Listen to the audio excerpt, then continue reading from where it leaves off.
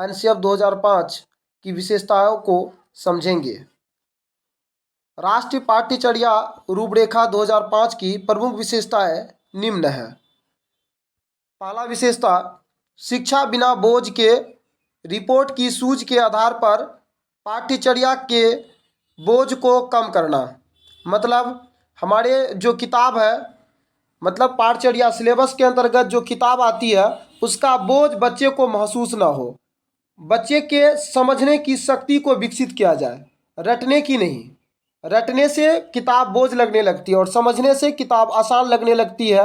अब बच्चे को पढ़ाई में रुचि उत्पन्न होती है।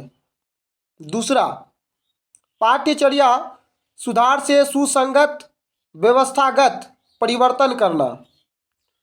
नेक्स्ट, ऐसे नागरिक वर्ग का निर्माण जो लोकतांत्रिक व्यवहारों मूल्यों के प्रति कटिबद्ध हो, लैंगिक न्याय के प्रति, अनुसूचित जातियों जनजातियों और विशेष आवश्यकता वाले बच्चों की समस्याओं एवं आवश्यकताओं के प्रति संवेदनशील हो तथा जिनमें राजनीतिक एवं आर्थिक प्रक्रियाओं में भाग लेने की क्षमता हो। यदि ये सभी सेंस को अर्थात ये सभी का अर्थ को एक शब्दों में कहा जाए तो वो होगा सर्वांगीण विकास। मतलब बच्चों का सर्वांगीण विकास हो।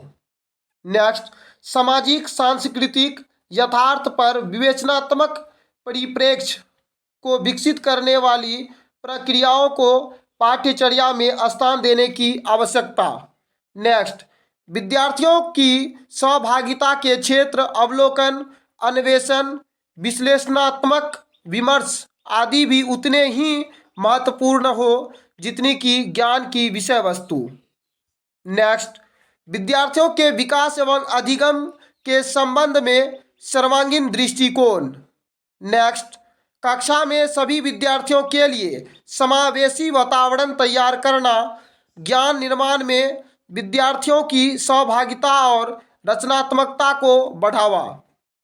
नेक्स्ट, प्रयोगात्मक माध्यमों द्वारा सक्रिय शिक्षण। प्रयोगात्मक माध्यमों द्वारा सक्रिय शिक्षण का अर्थ हुआ कि जो भी चीज़ आप पढ़ाते हैं उसको आप करके दिखाइए। करके दिखाने से बच्चों की अंडरस्टैंडिंग पावर इंक्रीज होती है।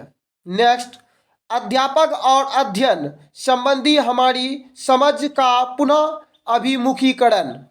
नेक्स्ट, पाठ्यचर्या की प्रक्रियाओं में बच्चों की सोच, जिज्ञासा और प्रश्नों के लिए पर्याप्त स्थान।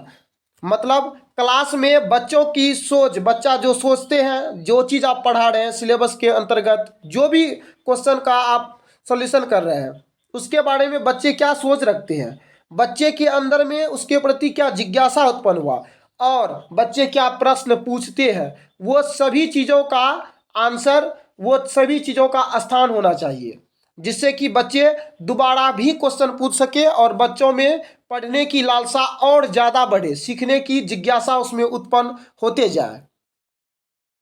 नेक्स्ट, ज्ञान को अनुशासनिक सीमाओं के पार जोड़ते हुए ज्ञान के अंतर्दृष्टिपूर्ण निर्माण के लिए एक व्यापक ढांचा प्रदान करना।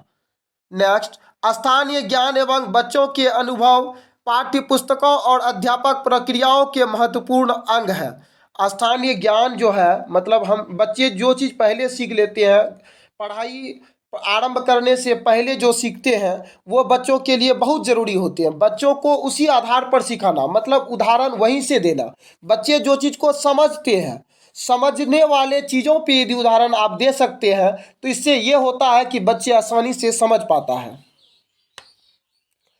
पर्यावरण संबंधी परियोजनाओं से जुड़े विद्यार्थी ऐसे ज्ञान के निर्माण में अपना योगदान दे सकते हैं जो भारतीय पर्यावरण का एक पारदर्शी एवं सार्वजनिक डाटाबेस तैयार करने में सहायक हो। नेक्स्ट, शिक्षा की राष्ट्रीय व्यवस्था को बहुलतावादी समाज में मजबूती प्रदान करना।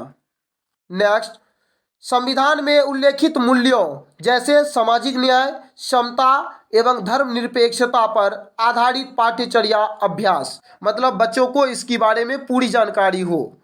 सभी बच्चों के लिए गुणवत्तापूर्ण शिक्षा सुनिश्चित करना, मतलब सभी बच्चे को बेहतर शिक्षा मिले। इसका उद्देश्य क्या है? एनसीएफ 2005 जो है उसका उद्देश्य क्या है, इस चीज़ को समझते हैं। राष्ट्रीय पाठ्यचर्या रूपरेखा एनसीएफ 2005 का उद्देश्य सामाजिक न्याय और समानता के संवैधानिक मूल्यों पर आधारित एक धर्मनिरपेक्ष, समतामूलक और बहुलतावादी समाज के आदर्श से प्रेरणा लेते हुए इस दस्तावेज में शिक्षा के कुछ व्यापक उद्देश्य चिन्हित किए गए हैं जो निम्नलिखित है। आइए देखते हैं। लोकतांत्रिक प्रक्रिया में भागीदारी की प्रवृत्ति, विचार और कर्म की स्वतंत्रता, दूसरों की भलाई और भावनाओं के प्रति संवेदनशीलता, आर्थिक प्रक्रियाओं तथा सामाजिक बदलाव में योगदान देने के लिए काम करने की क्षमता, नई स्थितियों का लचीलेपन और रचनात्मक तरीके से सामना करना, ये सभी एनसीएफ 2005 के उद्देश्य हैं।